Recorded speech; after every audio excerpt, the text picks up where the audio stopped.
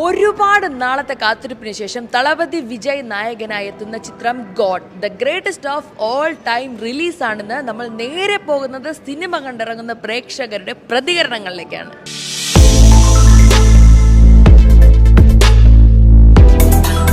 വിജയുടെ കരിയറിൽ out of the best പടം. നല്ല പടമായിരുന്നു. കഥ ഫാൻസുകാർക്ക് ഇഷ്ടപ്പെടുമെന്ന് അറിയില്ല, പക്ഷെ നല്ല ഡിഫറെന്റ് അറ്റംപ്റ്റ് ആയിരുന്നു. സൂപ്പറായിരുന്നു. കംപ്ലീറ്റ് വിജയ് പടം. VFX കൊള്ളാം, കിട്ടിലും VFX ആണ്.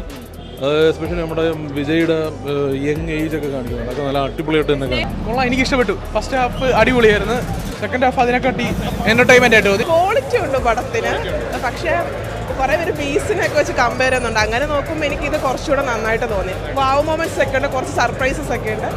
ആസ് എ വിജയ് ഫാൻ എനിക്ക് പുള്ളിനെ സ്ക്രീനെ കണ്ടാൽ മതി. അപ്പോൾ എൻ്റെ അഭിപ്രായം എനിക്ക് ഇഷ്ടപ്പെട്ടു. എന്ന് വെച്ചാൽ ഭയങ്കര അടിപൊളി എന്നല്ല, ഒരു ആവറേജ് മൂവി. കുഴപ്പമില്ല, അത്യാവശ്യം കുറച്ച് വ്യത്യാസമായിട്ട് വിജയുടെ ഒരു വ്യത്യാസം പെട്ടോ. പടം മാസ്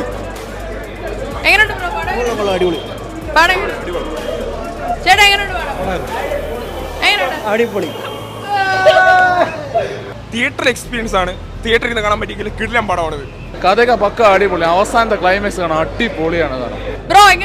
നല്ല പടം.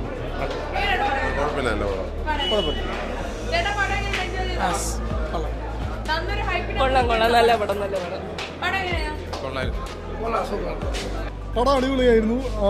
ഇത് ഒരുപാട് മോഡുലേഷനിൽ വിജയ് വരുന്ന ഒരു പടമാണ്. കുഴപ്പമില്ല, കണ്ടിരിക്കാം. അടിപൊളി. കുഴപ്പമില്ല, ആവറേജ്.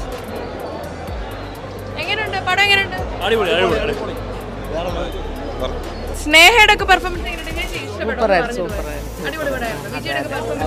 നല്ലതായിരുന്നു.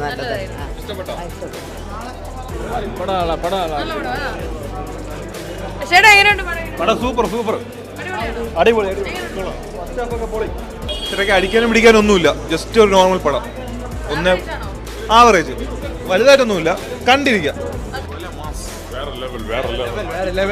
വിജയ് പൊളിച്ചോ? അടിപൊളി അടിപൊളി സൂപ്പർ സൂപ്പർ. വൺ ടൈം പാക്കലാം. പടം நல்லா இருக்கு, சூப்பரா இருக்கு. സെക്കൻഡ് ഹാഫ് ഉള്ളടാ, സെക്കൻഡ് ഹാഫ് ഉള്ള സൂപ്പർ സൂപ്പർ പടം.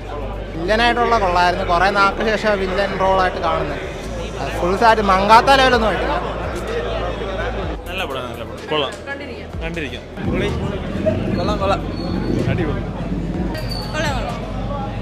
ചേട്ടാ എങ്ങനെയുണ്ട്?